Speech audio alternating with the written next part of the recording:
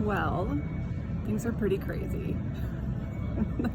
They're like crazy because they're so freaking quiet in the airports. It's crazy. Actually, Miami is unbelievable. It's really eerie.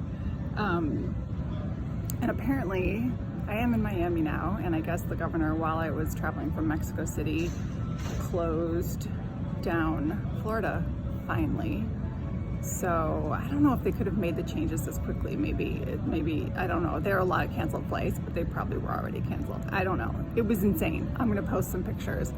But yes, I am back in the States, and long story, different post on that. So for right now, I am just trying to get to Siesta Key without getting COVID-19. That's my goal. It's been a little crazy. From Mexico City, I had a 6-hour drive. From Oaxaca, I had a 6-hour drive to Mexico City airport, stayed at the Hilton there, totally empty.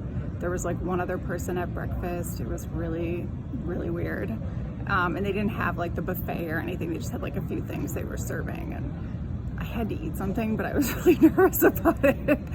So like I had toast and I'm like, I'm not touching the toast. Like I tried to take one bite and I cut a piece of bread from the toast with my utensils so I wouldn't touch it.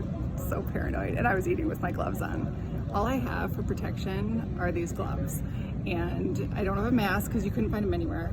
So I'm using this Antifa thing here. I was just really trying not to touch my face.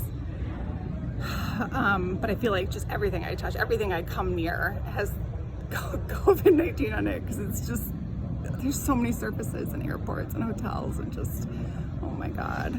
Anyway, so what was interesting on the flight, they don't serve any food or beverages anymore. Before I got on the flight in Mexico City, they had us fill out like a screening thing, like a piece of paper saying, have you been to any of these countries, and do you have any of these symptoms, that type of thing. And no one ended up asking for that, so all right, whatever.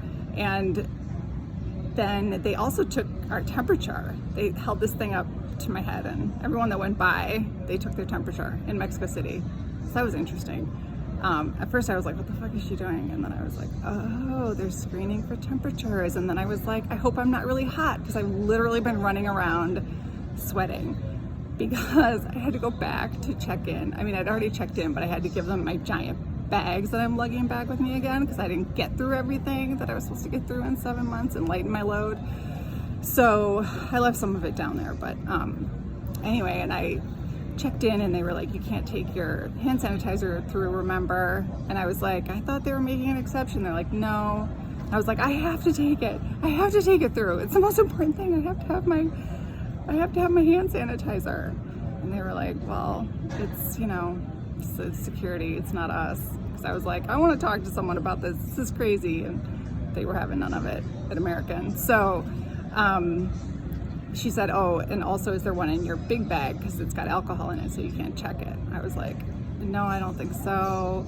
And then as I was looking through my bag to dump my 2 hand sanitizers, I didn't see the second one. And I was like, oh, maybe it is in there. And then I went back and they were like, no, it's okay if it's that size. What?